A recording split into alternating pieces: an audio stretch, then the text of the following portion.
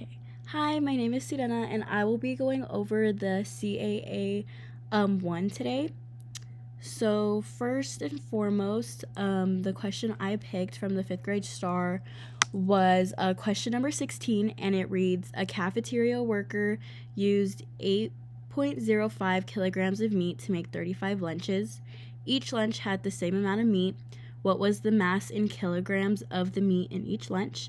And then for the options, we have F, 2.03 kilograms, and then we have G, 0.23 kilograms, and then we have H, 0.023 kilograms, and then J, 2.3 kilograms. So let's dive into these questions. So the first question, what cultural background or knowledge does this question assume? So I said that the question assumes knowledge of how cafeteria style food is prepared in bulk. Some students might not be familiar to that. Maybe they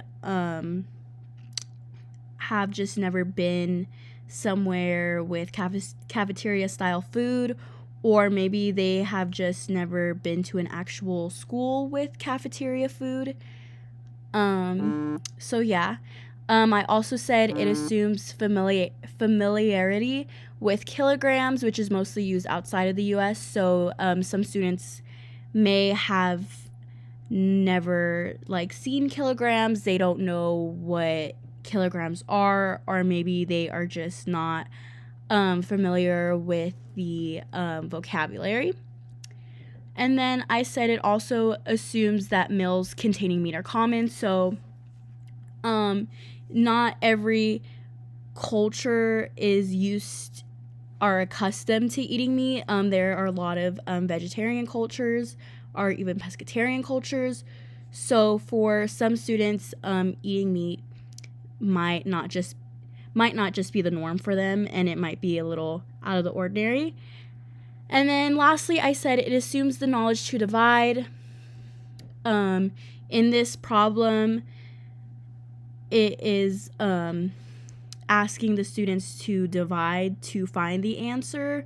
So some students might not know that. They might not be used to that vocabulary yet, or they might just not know what dividing is.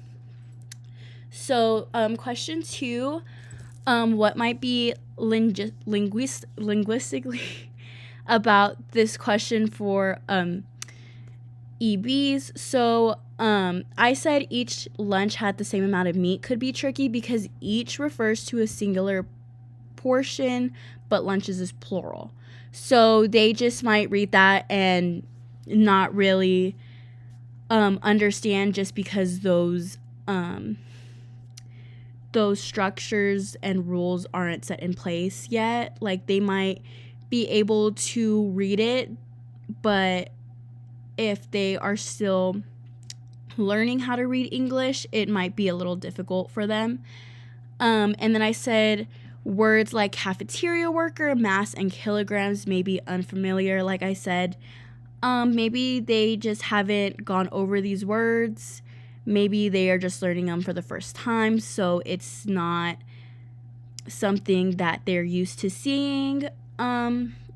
Or maybe it's just a cultural thing and it's not something that they know based on what they have learned in previous years or previous classes. So I also said the question does not explicitly say divide, so the EB must infer the operation. So when they read the word each, they might not know, okay, that means to divide, and maybe they might think that means to multiply. So that could definitely be a difficult concept for them as well. And then for question 3, how would you revise this question to ensure cultural reference and avoid linguistic ambiguity? Sorry. I said a cafeteria worker used 8.0 kilograms of food to prepare 35 meals. Each meal contained the same amount of food. What was the mass in kilograms for the food in each meal? So basically, I changed meat to food because, like I mentioned earlier, it assumes that meals containing meat are common. They might not be common for every student taking this test. And I just simplified the question to the best of my abilities to try and make it easier for an emergent bilingual student to read.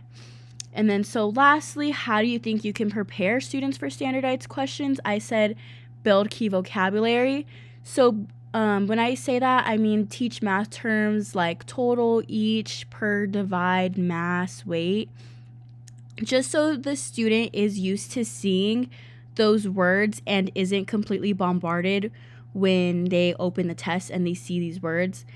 Building that key vocabulary would help them identify those words quickly and be able to match the vocabulary with the operation. So, for example, if they're building the key academic vocabulary in their classroom, they might see the word each and immediately know, okay, I have to divide. Or maybe in another problem, they see the word in total and they know, okay, I know in total means to add, so I'm going to add. I also said break down complex sentences and questions. So just basically teach students to identify the keywords in the problems and operations, so they can maybe like highlight those words or underline those words when we're working on them together in the classroom, so they see that and they immediately know, because maybe they have a hard time reading still, so they might not be able to do it completely on their own. But when they have that in front of them, they can immediately recognize that vocabulary and highlight it and say, okay, I might not know what these words specifically mean, but I recognize this vocabulary word and I know that means that I need to do this operation. And then lastly, I just said using sentence frames and math talk when teaching. So basically just providing sentence starters like the total is blank. Each lunch gets blank. I need to add, divide, multiply because. So basically just getting students used to seeing these and having a lot of repetition, I think could go a long way to prepare students for standardized questions. And then these are my references. Thank you so much for watching.